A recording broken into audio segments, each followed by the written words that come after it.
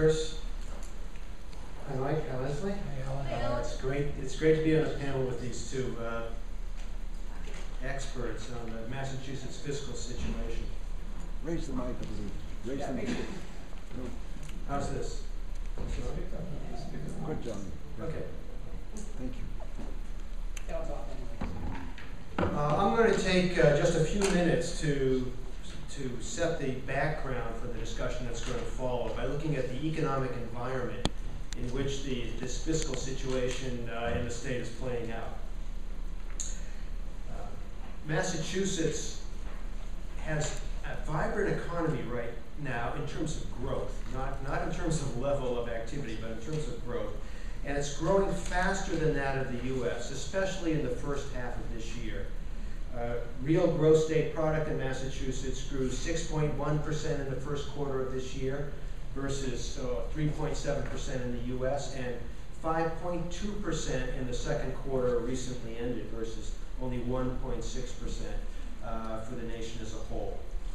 So our economy is growing robustly, but from a very depressed state. And one characteristic of this recovery so far from Massachusetts has been the spectacular pace of job growth. In the last 6 months, that's February through July, the most recent month for which we have employment data in the state, payroll employment, the number of jobs, has been growing at a 4% annualized rate in Massachusetts. That's 4 times the rate at which it's been growing in the country as a whole. And if you look at this chart, you can see it's also faster than we grew during the last expansion. In fact, you can't find a period of time that we grew this fast in terms of employment. You'd have to, unless you go way back to the miracle years of the 1980s, when Mike was there with the former governor. Right? So this is quite an amazing time, and it's unlike the recoveries from the past 2 recessions in Massachusetts, in which we lagged the country coming out of the recession, and also lagged the country in terms of growth and employment growth in particular. Now, one reason why it's different this time for Massachusetts is because of technology. It was technology sectors in particular that were hit hard in the recession before this one, the dot-com bubble, and the recession of the late 80s, early 90s, where we lost the microcomputer industry. But this time, technology has fared much better in this recession. It took a big hit when the U.S. and world economies went into recession in 2008, but it's rebounded quite strongly starting in the spring of 2009. And here's just one indicator of many in technology markets, but semiconductor sales by region of the world. How do the colors come out? So you can see that for the Americas, semiconductor sales are now at a level that's significantly higher than where they were during the last expansion. And indeed, the level is near where it was before the dot-com bubble burst in 2001. However, although statewide this recovery so far has been robust, you can't say that it's been uniform throughout the Commonwealth. It's been a robust recovery in the Boston metropolitan area, in the city of Boston and its western and northern and southern close suburbs. But if you look at metro areas outside of the Boston area, they are still in a recession. And so what I've put on this graph is a comparison of year-over-year employment growth for Massachusetts in blue, the U.S. in magenta, and one metro area, Springfield, in green. And Springfield is still losing jobs year over year.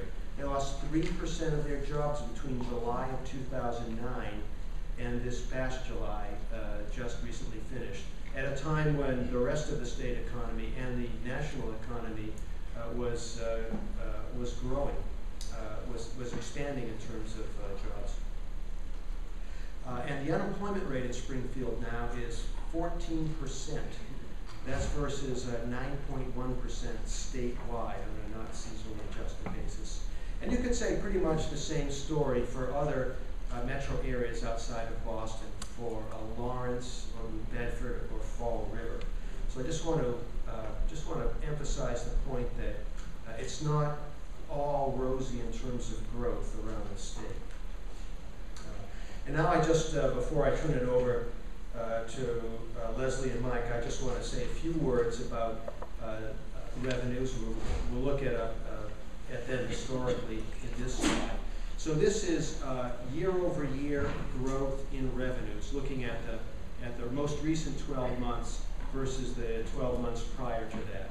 And so if this line is above 0, it means year-over-year revenues are growing. If the line is below 0, it means they're declining. You can see quite easily the last two recessions, this current recession and the dot-com recession. And you can see that now revenues are growing again. So we're back on the road to fiscal recovery. It's not clear we'll ever get out of the operating room, but we're on the road to recovery anyway. And you can see that the shortfall, the collapse in revenue is similar to the last recession. Interestingly, I can't avoid looking at history in this slide. Interestingly, this is the recession of the late 80s, early 90s. This recession was the Great Recession for Massachusetts. We lost more than twice as many jobs in the late 80s, early 90s recession than we lost in the last recession. We lost a whole industry, the microcomputer industry. We had a real estate bust in this recession in the late 80s, and the largest bank in the region disappeared from the state, the New England Merchants Bank of Massachusetts. So this was a whopping recession.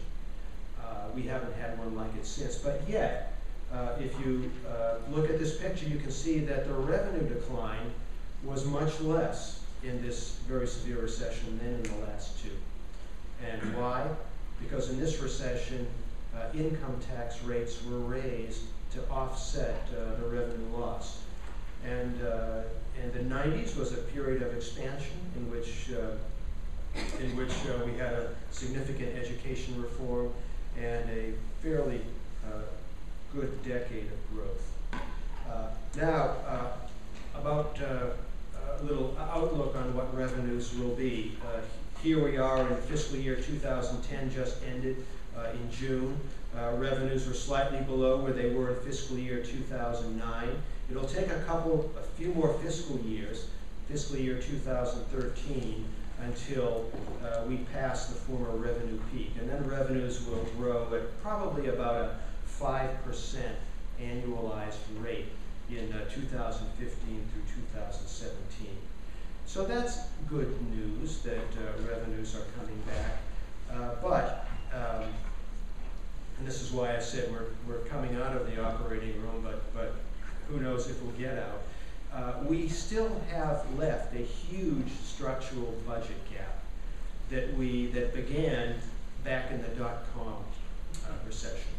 Now, this green line is a line which represents 6% annualized growth.